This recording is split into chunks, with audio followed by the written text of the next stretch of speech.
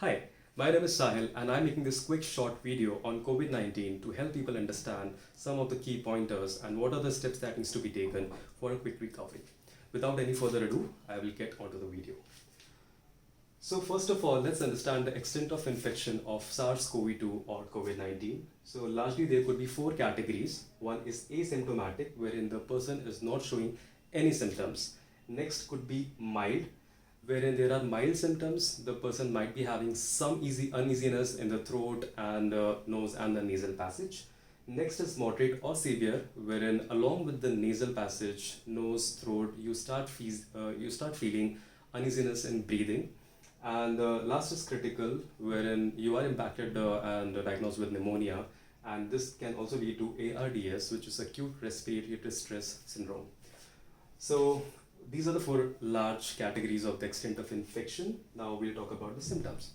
So first is cold and flu, like I talked about. It can start with your throat or nose. You might be having a running nose, you might be having dry cough, and you might be feeling uneasiness in throat, it's sore, and you have a pain in the throat. Then breathlessness, you might feel difficulty in breathing. Also keep monitoring your saturation of oxygen in the blood, which is SpO2, and if it falls below 93, then it's an alarming stage and you should definitely consult a doctor. Loss of the smell and taste, this is something which is very very typical and found common in most of the COVID patients. So if you find any of these symptoms in your family or with yourself, then I think you should definitely go for a test. Now, what are the type of tests available in the market? So to diagnose COVID-19, there are largely two type of tests available. One is rapid antigen test, which is a faster process wherein a sample of your nasal swab is taken, and within 10 minutes the practitioner will be able to tell you whether or not you're positive. Other process which is rather more detailed and longer is RT-PCR, which is reverse transcription polymerase chain reaction. This involves more steps and the procedure is longer and hence takes roughly 2 to 3 days. But it also indicates the extent of infection that you have, which does not happen in rapid antigen test. So you can go for either. Now, where to go for the test? So you can either directly call the helpline number and they will be coming to your home for the rapid antigen test. Alternatively, you can go to the fever clinics across India. These are government authorized clinics wherein rapid antigen tests are conducted. You can check online if you have any fever clinic around your place. If that is not available, then you can definitely approach to a private lab for either of the two tests. Just one caveat, in rapid antigen tests, sometimes you may get a false negative, and in case you have other symptoms persistent, then you should go for an RT-PCR. All right. So assuming that you have been diagnosed with COVID-19 and you're positive, then what happens next? Most likely your medical practitioner slash doctor will be recommending you these tests. This includes HRCT of your chest, which is high resolution CT scan of your chest to understand and identify the involvement of your lungs, if any, and if yes, then to what extent. Then CBT is the complete blood test report, which includes your ferritin level, your blood sugar levels, and what's your WBC and RBC counts, and a plethora of other factors. ECG is also recommended to understand how your heart is responding and is there any erratic pattern. So these are the typical tests that are recommended. However, the list can look slightly different. So once you have the diagnosis in place and you have done your scans and tests already, next is the medication. So in terms of medication, more or less, it's common throughout, and you would have already seen the prescription in WhatsApp and FB and other posts. But I'll share what I have seen and what I have underwent. So I have underwent the dosage of ivermectin, CCoV, azyl doxy, and cytizine. Ivermectin is an anti-parasitic and antiviral drug. Azyl doxy are antibiotics. Cytizine is a vitamin D and zinc tablet, and CCoV is to ease your stomach after having such heavy dosages. Fabiflu is something which I did not take, but some of my relatives and friends have taken who were impacted by COVID. This is the same drug which you have to take 18 tablets on day 1 followed by 8 tablets each day for next 14 days. That is also an antiviral drug. And in extreme cases, in severe cases wherein the oral drugs are not helpful, then remdesivir injections are given.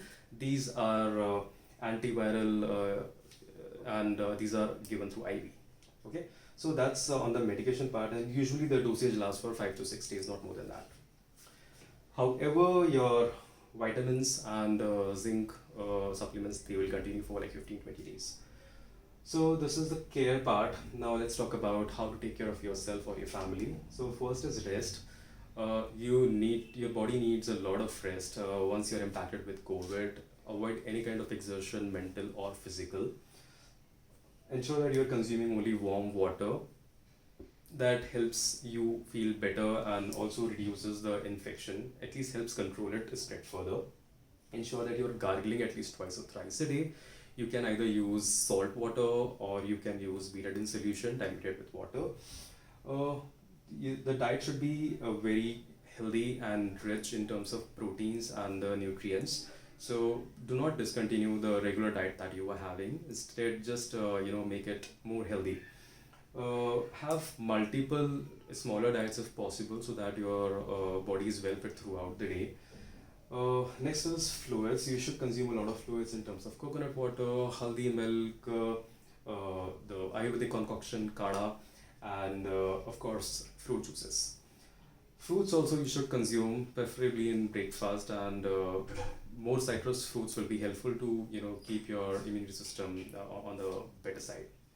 Steam inhalation is something which is also very important because it helps eases out your congestion in the nasal passage and the respiratory systems.